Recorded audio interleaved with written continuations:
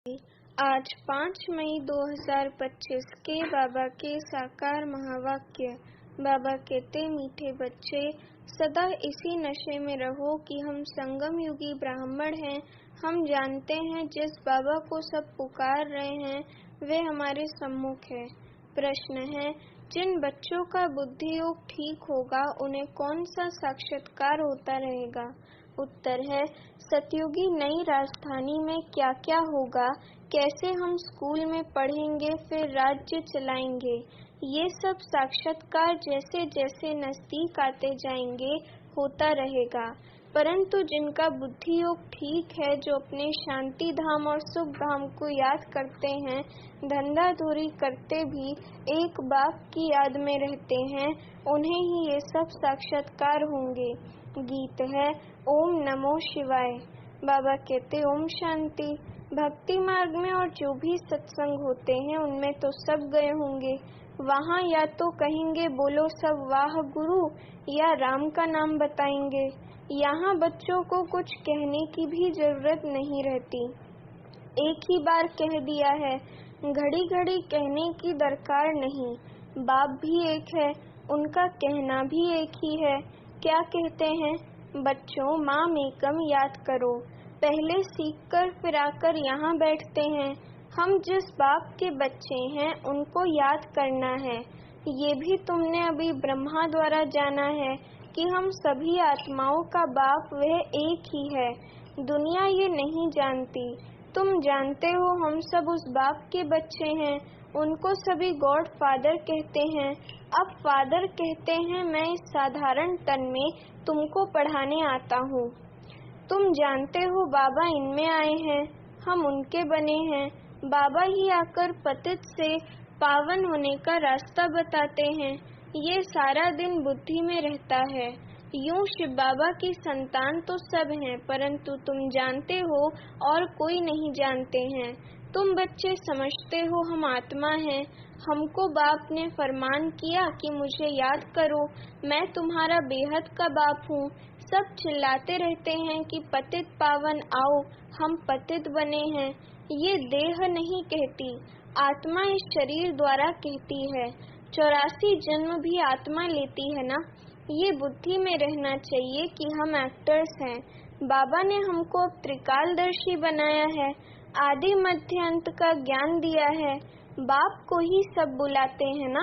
अभी भी वह कहेंगे, कहते रहते हैं कि आओ, और तुम संगम युगी ब्राह्मण कहते हो बाबा आया हुआ है।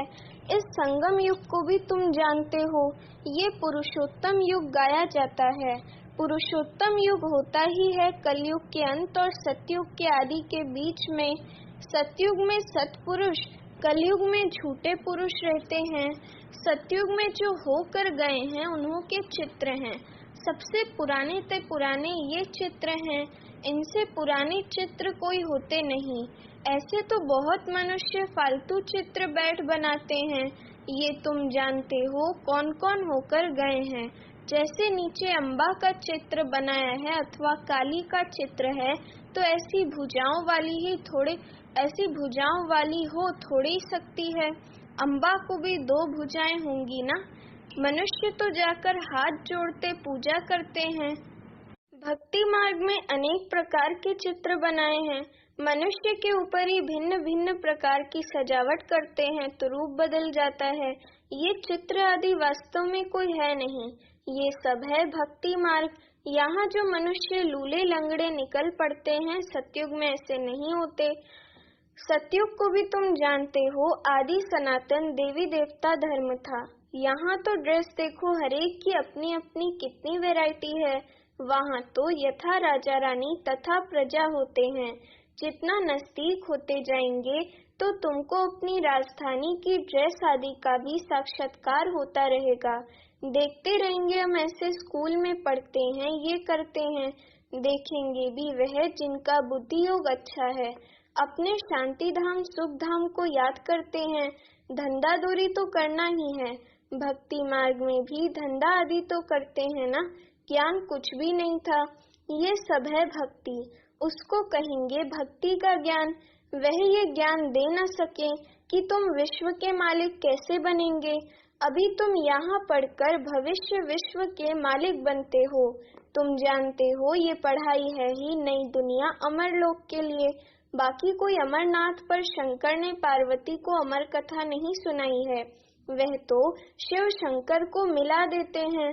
अभी बाप तुम बच्चों को समझा रहे हैं, ये भी सुनते हैं। बाप बिगड़ सृष्टि के आदि मध्य अंत का राज कौन समझा सकेंगे। ये कोई साधु संत आदि नहीं है। जैसे तुम गृहस्थ व्यवहार में रहते थे वैसे ये भी, वैसे ब्रह्मा बाबा भी। ड्रेस आदि सब वही है। जैसे घर में माँ बाप बच्चे होते हैं, फर्क कुछ नहीं है। बाप इस रथ पर सवार हो आते हैं बच्चों के पास। ये भाग्यशाली रथ गाया जाता है। कभी बैल पर सवारी भी दिखाते हैं। मनुष्यों ने उल्टा समझ लिया है। मंदिर में कभी बैल हो सकता है क्या? श्री कृष्ण तो है प्रिंस, वे थोड़े ही बैल पर बैठेंगे। भक्ति मार्ग में मनुष्य बहुत मूंझे हुए हैं। मनुष्यों को है भक्ति मार्ग का नशा, तुमको है ज्ञान मार्ग का नशा। तुम कहते हो संगम पर बाबा हमको पढ़ा रहे हैं। तुम हो इस दुनिया में, परंतु बुद्धि से जानते हो हम ब्राह्मण संगम युग पर हैं। बाकी सब मनुष्य कलयुग में हैं। ये अनुभव की बातें हैं। बुद्धि कहती है हम कलयुग से अब निकल आए हैं, बाबा आया हुआ है। ये पुरानी दुनिया ही बदलने वाली है। ये तुम्हारी बुद्धि में है और कोई नहीं जानते। भल एक ही घर में रहने वाले हैं, एक ही परिवार के हैं। उसमें भी बाप कहेगा हम संगम युगी हैं, बच्चा कहेगा नहीं हम कलयुग में हैं। वंडर है ना। बच्चे जानते हैं हमारी पढ़ाई पूरी होगी तो विनाश होगा, विनाश होना जरूरी है। तुम्हारे में भी कोई जानते हैं अगर ये समझें दुनिया विनाश होनी है तो नई दुनिया के लिए तैयारी में लग जाएं, बैग बैगेज तैयार कर लें। बाकी थोड़ा समय है, बाबा के तो बन जाएं। भूख मरेंगे तो भी पहले बाबा फिर बच्चे। ये तो बाबा का भंडारा है, तुम शिव बाबा के भंडारे से खाते हो। ब्रह्मा भोजन बनाते हैं इसलिए ब्रह्मा भोजन, ब्राह्मण भोजन बनाते हैं इसलिए ब्रह्मा भोजन कहा जाता है। जो पवित्र ब्राह्मण हैं याद में रहकर बनाते हैं। सिवाय ब्राह्मणों के शिव बाबा की याद में कोई रह नहीं सकते। वे ब्राह्मण थोड़े शिव बाबा की याद में रहते हैं। शिव बाबा का भंडारा ये है जहाँ ब्राह्मण भोजन बनाते हैं, ब्राह्मण योग में रहते हैं। पवित्र तो हैं ही, बाकी है योग की बात। इसमें ही मेहनत लगती है। गपोड़ा चल ना सके, ऐसे कोई कह ना सके कि मैं संपूर्ण योग में हूँ व 80% योग में हूँ, कोई भी कह ना सके। ज्ञान भी चाहिए। तुम बच्चों में योगी वह है जो अपनी दृष्टि से ही किसी को शांत कर दे। ये भी ताकत है। एकदम सन्नाटा हो जाएगा जब तुम अशरीरी बन जाते हो, फिर बाप की याद में रहते हो, तो यही सच्ची याद है। फिर से ये प्रैक्टिस करनी है। जैसे तुम यहाँ याद में बैठते हो, ये प्रैक्टिस कराई जाती है। फिर भी सबको याद में रहते नहीं हैं। कहाँ कहाँ बुद्धि भागती रहती है तो वे फिर नुकसान कर लेते हैं। यहाँ संदली पर बिठाना उनको चाहिए जो समझे हम ड्रिल टीचर हैं, बाप की याद में सामने बैठे हैं।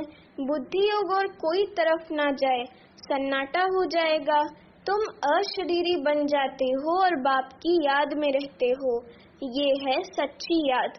सन्यासी भी शांति में बैठते हैं। वे किसकी याद में रहते हैं? वह कोई रियल याद नहीं, कोई को फायदा नहीं दे सकेंगे। वह सृष्टि को शांत नहीं कर सकते। बाप को जानते ही नहीं, ब्रह्म को ही भगवान समझते रहते। वह तो है नहीं। अभी तुमको श्रीमत मिलती है, माम एकम याद करो। तुम जानते हो हम 84 जन्म लेते हैं। हर जन्म में थोड़ी थोड़ी कला कम होती जाती है। जैसे चंद्रमा की कला कम होती जाती है, देखने से इतना मालूम थोड़ी पड़ता है। अभी कोई भी संपूर्ण नहीं बना है। आगे चल तुमको साक्षात्कार होंगे। आत्मा कितनी छोटी है, उनका भी साक्षात्कार हो सकता है। नहीं तो बच्चियां कैसे बताती हैं कि इनमें लाइट कम है, इनमें जास्ती है। दिव्य दृष्टि से ही आत्मा को देखती हैं। ये भी सभी ड्रामा में नोंद है। मेरे हाथ में कुछ नहीं है, ड्रामा मुझसे कराते हैं। ये सब ड्रामा अनुसार चलता रहता है। भोग आदि ये सब ड्रामा में नोंद है। सेकंड बाय सेकंड एक्ट होता है। अभी बाप शिक्षा देते हैं कि पावन कैसे बनना है। बाप को याद करना है। कितनी छोटी आत्मा है जो पतित बनी है, फिर पावन बननी है। वंडरफुल बात है ना। कुदरत कहते हैं ना, बाप से तुम सब कुदरती बातें सुनते हो। सबसे कुदरती बात है आत्मा और परमात्मा की, जो कोई नहीं जानते हैं। ऋषि मुनि आदि कोई भी नहीं जानते। इतनी छोटी आत्मा ही पत्थर बुद्धि फिर पारस बुद्धि बनती है। बुद्धि में यही चिंतन चलता रहे कि हम आत्मा पत्थर बुद्धि बनी थी, अब फिर बाप को याद कर पारस बुद्धि बन रही हैं। लौकिक रीति तो बाप भी बड़ा, फिर टीचर गुरु भी बड़े मिलते हैं। ये तो एक ही बिंदी बाप भी है, टीचर भी है, गुरु भी है। सारा कल्प देहधारी को याद किया है। अब बाप कहते हैं मामेकम याद करो। तुम्हारी बुद्धि को कितना महीन बनाते हैं। विश्व का मालिक बनना कोई कम बात है क्या? ये भी कोई ख्याल नहीं करते कि ये लक्ष्मी नारायण सतयुग के मालिक कैसे बने। तुम भी नंबरवार पुरुषार्थ अनुसार जानते हो। नया कोई इन बातों को समझ ना सके, पहले मोटे रूप से समझा, फिर महीनता से समझाया जाता है। बाप है बिंदी, वे फिर इतना बड़ा बड़ा लिंग रूप बना देते हैं। मनुष्यों के भी बहुत बड़े बड़े चित्र बनाते हैं, परंतु ऐसे है नहीं। मनुष्यों के शरीर तो यही होते हैं। भक्ति मार्ग में क्या क्या बैठ बनाया है। मनुष्य कितना मूंझे हुए हैं। बाप कहते हैं जो पास्ट हो गया वे फिर होगा। अभी तुम बाप की श्रीमत पर चलो। इनको भी बाबा ने श्रीमत दी है, साक्षात्कार कराया ना। तुमको हम बादशाही देता हूँ, अब इस सर्विस में लग जाओ। अपना वर्षा लेने का पुरुषार्थ करो। ये सब छोड़ दो। तो ये भी निमित्त बना। सब तो ऐसे निमित्त नहीं बनते हैं। जिनको नशा चढ़ा तो आकर बैठ गए। हमको तो राजाई मिलती है, फिर ये पाई पैसे क्या करेंगे। तो अब बाप बच्चों को पुरुषार्थ कराते हैं। राजधानी स्थापन हो रही है। कहते भी हैं हम लक्ष्मी नारायण से कम नहीं बनेंगे। तो श्रीमत पर चलकर दिखाओ, चूं चा मत करो। बाबा ने थोड़े कहा बाल बच्चों का क्या हाल होगा। एक्सीडेंट में अचानक कोई मर जाते हैं तो कोई भूखा रहता है क्या? कोई ना कोई मित्र संबंधी आदि देते हैं खाने के लिए। यहाँ देखो बाबा पुरानी झोपड़ी में रहते हैं, तुम बच्चे आकर महलों में रहते हो। बाप कहेंगे बच्चे अच्छी रीति रहें, खाएं पिएं, जो कुछ भी नहीं ले आए हैं उनको भी सब कुछ अच्छी रीति मिलता है। इस बाबा से भी अच्छी रीति रहते हैं। शिव बाबा कहते हैं हम तो हैं ही रमता योगी, कोई का भी कल्याण करने जा सकता हूँ। जो ज्ञानी बच्चे हैं वे कभी साक्षात्कार आदि की बातों में खुश नहीं होंगे, सिवाय योग के और कुछ भी नहीं। इन साक्षात्कार की बातों में खुश नहीं होना। अच्छा मीठे मीठे सीखिलदे बच्चों प्रति माता पिता बाप दादा का याद प्यार और गुड मॉर्निंग। रूहानी बाप की रूहानी बच्चों को नमस्ते। अभी हम रूहानी बच्चों की रूहानी माता पिता बाप दादा को याद प्यार गुड मॉर्निंग और नमस्ते। धारणा के लिए मुख्य सार। पहली पॉइंट, योग की ऐसी स्थिति बनानी है जो दृष्टि से ही किसी को शांत कर दे, एकदम सन्नाटा हो जाए। इसके लिए अशरीरी बनने का अभ्यास करना है। दूसरी पॉइंट, ज्ञान के सच्चे नशे में रहने के लिए याद रहे कि हम संगम युगी हैं। अब ये पुरानी दुनिया बदलने वाली है। हम अपने घर जा रहे हैं। श्रीमत पर सदा चलते रहना है, चूं चा नहीं करनी है। वरदान, परमात्मा मिलन द्वारा रूह रिहान का सही रिस्पॉन्स प्राप्त वाले बाप समान बहुरूपी भव। वरदान का स्पष्टीकरण। जैसे बाप बहुरूपी है, सेकंड में निराकार से आकारी वस्त्र धारण कर लेते हैं, ऐसे आप भी इस मिट्टी के ड्रेस को छोड़ आकारी फरिश्ता ड्रेस, चमकीली ड्रेस पहन लो तो सहज मिलन भी होगा और रूह रिहान का क्लियर रिस्पॉन्स समझ में आ जाएगा, क्योंकि ये ड्रेस पुरानी दुनिया की वृत्ति और वाइब्रेशन से, माया के वाटर या फायर से प्रूफ है। इसमें माया इंटरफेयर नहीं कर सकती। स्लोगन: दृढ़ता असंभव से भी संभव करा देती है। अव्यक्त इशारे: रूहानी रॉयल्टी और प्योरिटी की पर्सनालिटी धारण करो। ब्रह्मा कुमार का अर्थ ही है सदा प्योरिटी की पर्सनालिटी और रॉयल्टी में रहना। यही प्योरिटी की पर्सनालिटी विश्व की आत्माओं को अपनी तरफ आकर्षित करेगी और यही प्योरिटी की रॉयल्टी धर्मराजपुरी में रॉयल्टी देने से छुड़ाएगी। इसी रॉयल्टी के अनुसार भविष्य रॉयल फैमिली में आ सकेंगे। जैसे शरीर की पर्सनालिटी देह भान में लाती है, ऐसे प्योरिटी की पर्सनालिटी देही अभिमानी बनाए बाप के समीप लाती है। अच्छा, ओम शांति।